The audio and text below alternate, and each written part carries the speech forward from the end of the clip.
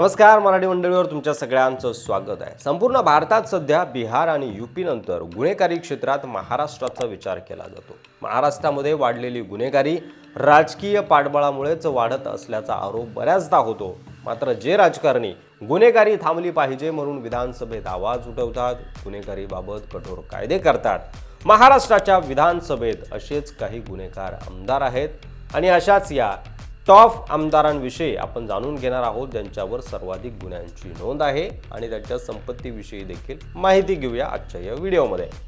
एडीआरच्या आकडेवारीनुसार नवनिर्वाचित आमदारांची तुलना 2019 मधील आमदारांशी करता गंभीर आणि अधिकाधिक गुन्ह्यांची नोंद असलेले आमदार यावर्षी निवडून आलेले आहेत आणि यात सर्वात पहिलं नाव येतं ते म्हणजे महाराष्ट्राचे उपमुख्यमंत्री आणि राष्ट्रवादी काँग्रेस पक्षाचे राष्ट्रीय अध्यक्ष अजितदादा पवार यांचं।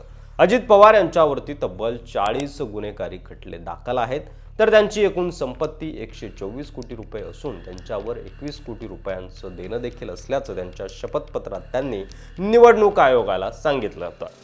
त्यानंतर दुसऱ्या क्रमांकावरती नाव येतं ते म्हणजे नितेश राणे यांचं। नितेश राणे यांच्यावर तब्बल 38 गुन्हे दाखल असून ते हिंदुत्वाच्या वक्तव्यामुळे कायम चर्चेत असतात। भाजपचे कट्टर हिंदुत्ववादी नेते म्हणून महाराष्ट्रासह ते आता संपूर्ण भारतात आपली छाप पाडत आहेत। केंद्रीय मंत्री नारायण राणे यांचे ते सुपुत्र असून यावेळी ते कणकवली विधानसभा मतदारसंघाचे आमदार झाले। त्यांची एकूण संपत्ती 18 कोटी असून 8 कोटी रुपये त्यांच्यावर देणं आहे असं त्यांनी आपल्या प्रतिज्ञापत्रामध्ये म्हटलेलं आहे। तिसऱ्या क्रमांकावरती आहे विक्रम पाचपुते यांचं नाव।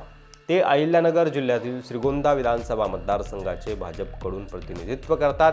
त्यांच्यावर तब्बल 21 गुन्हेगारी खटले दाखल आहेत। त्यांची एकूण संपत्ती 29 कोटी रुपये असून 6 कोटी रुपयांचं देणं देखील त्यांच्यावर आहे असं त्यांनी आपल्या प्रतिज्ञापत्रात निवडणूक आयोगाला सांगितलंय। चौथ्या क्रमांकावर आहेत मीरा भाईंदर विधानसभा मतदारसंघाचे आमदार नरेंद्र मेहता। भाजपचे ते वरिष्ठ नेते असून त्यांच्यावर तब्बल 18 गुन्हे दाखल आहेत। 63 कोटींची संपत्ती आणि 6 कोटी रुपयांचं देणं देखील त्यांच्यावर आहे। त्यानंतर 5व्या क्रमांकावर शिवसेना ठाकरे गटाचे आमदार महेश सावंत यांचं नाव येतं। माहीम विधानसभा मतदारसंघाचे ते प्रतिनिधित्व करतात। त्या ठिकाणी अमित ठाकरे आणि सदा सरवणकर यांचा त्यांनी पराभव केला। त्यांच्यावर तब्बल 13 गुन्हेगारी खटले दाखल असून त्यांची एकूण संपत्ती 1 कोटी रुपयांपेक्षा अधिक असून 3 लाखांचं देणं त्यांच्यावर आहे असं त्यांनी निवडणूक आयोगाला आपल्या प्रतिज्ञापत्रामध्ये कळवलं होतं। 6व्या क्रमांकावर रासपचे आमदार रत्नाकर गुट्टे यांचं नाव येतं। 12 गुन्हेगारी खटले दाखल असताना त्यांनी 1 वर्ष जेलवारी देखील केलेली आहे। मात्र तरीही ते यावेळी गंगाखेड विधानसभा मतदारसंघात मोठ्या मताधिक्यानं विजयी झाले। त्यांची एकूण संपत्ती 92 कोटींपेक्षा अधिक असून त्यांच्यावर काहीही देणं नाही असं त्यांच्या प्रतिज्ञापत्रात त्यांनी म्हटलंय। तर 7व्या क्रमांकावर जिंतूर विधानसभा मतदारसंघाच्या आमदार मेघना बोर्डीकर यांचं नाव येतं। त्यांच्यावर तब्बल 12 गुन्हे दाखल आहेत। त्यांची एकूण संपत्ती 34 कोटींपेक्षा अधिक असून 7 कोटी एवढं त्यांच्यावर देणं आहे। 8व्या क्रमांकावर सुभाष देशमुख यांचं नाव येतं। सोलापूर दक्षिण विधानसभा मतदारसंघाचे ते आमदार असून त्यांच्यावर तब्बल 12 गुन्हेगारी खटले दाखल आहेत।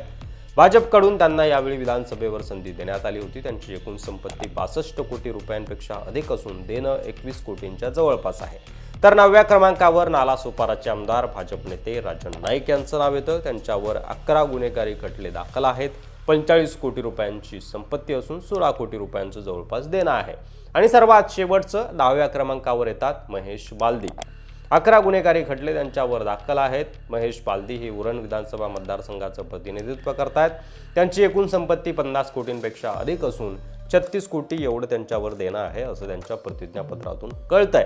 माहितीमध्ये थोडीफार तफावत असू शकते कारण ही माहिती एडीआरच्या अहवालातून, प्रतिज्ञापत्रातून आणि इंटरनेटवरून गोळा केलेली आहे। त्यामुळे काही चुकलं असेल तर आम्हाला कमेंट करून नक्की सांगा।